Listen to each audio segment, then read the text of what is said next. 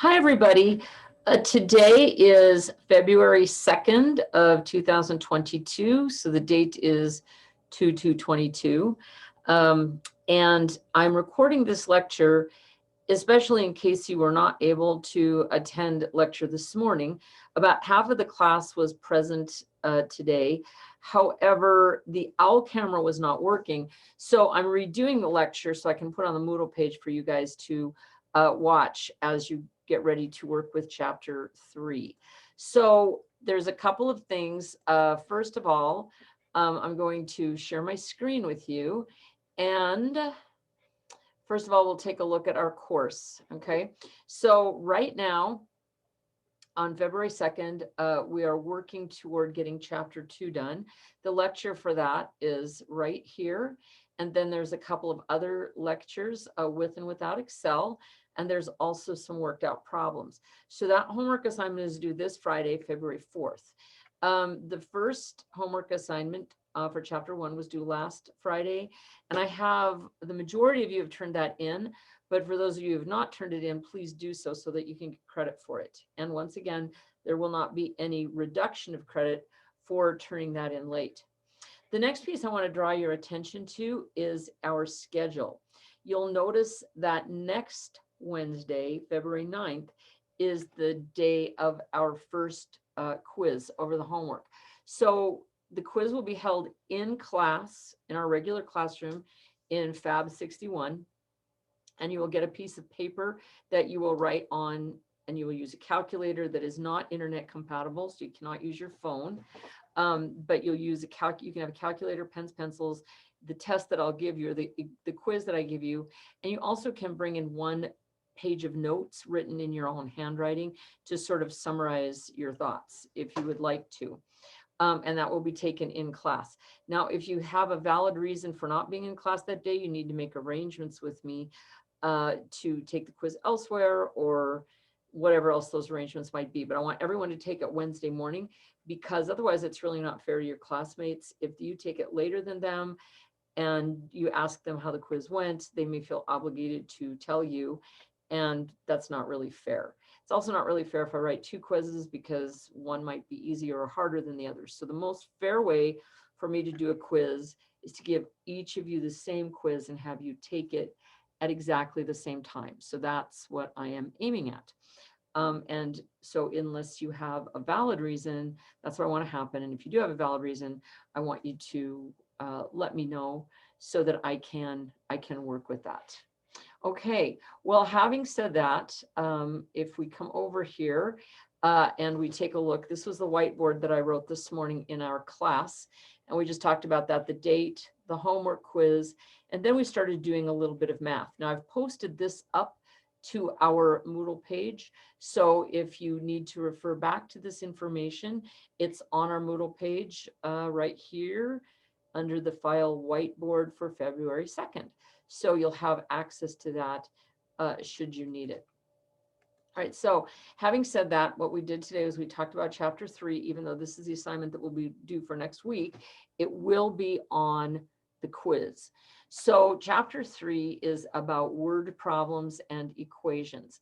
And there's a breakdown of what we need to do in terms of solving those problems and how we are going to be able to look at the idea of doing word problems. So I always tell my students very truthfully that the world is just composed of word problems, the whole entire world, everything that you do in terms of driving some distance, how long will it take me, how much gas will I use, how many miles is it, what does that equate to in terms of what my speed needs to be to get there in a fixed amount of time, going to the grocery store, how much, if grapefruits cost 99 cents, how many can I buy for $5? Also looking at 2 different products, if they're in different size containers at the grocery store, is this one cheaper, is that one cheaper? And also later on, when you start doing financing, if you have credit cards and debts and so forth, if you want to buy a pickup or a car and you need to finance that, what are the interest rates going to mean to you in terms of your overall wealth? So I think that word problems, we can tend to in our society sort of forget that life is a word problem. You don't have to forget what you already know to come into this class. You can use it in terms of solving word problems. So the first learning objective of this chapter is to use a systematic approach to solving word problems. And when we talk about a systematic approach, what I would say is the best thing to do is to understand that you're taking words, translating it into numbers, and then taking those numbers and making a decision or describing something in the physical world. So they're longer and they take longer because it's not just like having numbers and you do the math. You have to figure out what math to do first. So the first step in using a systematic approach is to read the problem carefully and make sure you understand what information you're given and what information is being asked of you. Second, to apply formulas to solve rate, time, and distance problems. This was something that I had written on the whiteboard. Hang on just a second. I have to pull this up again. And it's on that picture of the whiteboard where we have 3 different equations. And basically what we have is a relationship between a distance that we travel, the amount of time it takes us to travel that distance, and the speed at which we travel. So here on our whiteboard, you'll see here we have the formula is spoken as distance is equal to rate times time. I drew a picture over here of going from Powell to Billings, understanding that you can't go in a straight line because the road doesn't go there. You have to follow the road. So you go vaguely north until you get to Laurel, and then you turn to the east. The total distance is about 100 miles. So what we talked about in class is if you know how far it is and you know how long it takes you to get there, you can determine how fast you have to travel, or in other words, the rate at which you travel. Or if you know the rate at which you travel and the distance, you can find the time and so forth. So here I abbreviated distance equals rate times time as D equals R times T. So I wrote the 3 forms of the equation. R, or the rate or speed, is equal to the distance divided by the time, and time is equal to the distance divided by the rate. So if you have these 3 equations, you can always find, if you're given 2 of those factors, you can find the 3rd factor. So that's what this problem illustrates. The other thing it illustrates is if you look at this answer, if you take 100 miles, which is the distance from here to Billings, and you say it takes you an hour and a half, 1.5 hours, you do the math, you'll get 66.66666666 forever miles per hour. Well, it's not realistic to report it that way, which is another topic of this chapter. But the reason it's not realistic to report it this way is your car is only going to measure speed probably in miles per hour. So you need to round this number to the closest mile per hour, which is 67. So those are 2 very important concepts in chapter 3. All right, so going back to solving simple numerical equations, the word equation means something exact. What it means is a number sentence with an equal sign. So it has a greater than, less than, or any other sort of a symbol, or if it just is a string of numbers, it's not an equation. An equation means it has an equal sign, and it further means that everything on the left-hand side of the equation has to exactly equal everything on the right-hand side equation. So learning objective 3 works with that. The next, objective 4, is recognizing numerical relationships in a series. One type of a series is a pattern. And I find that a lot of people who are involved in visual pursuits, such as photographers and graphic artists, have a very good concept of what series are or what patterns are.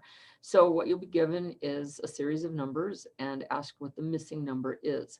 So you have to decide on what the relationship is between the other numbers and then use that relationship to find the unknown. The last is doing quick mental calculations through a process of rounding numbers.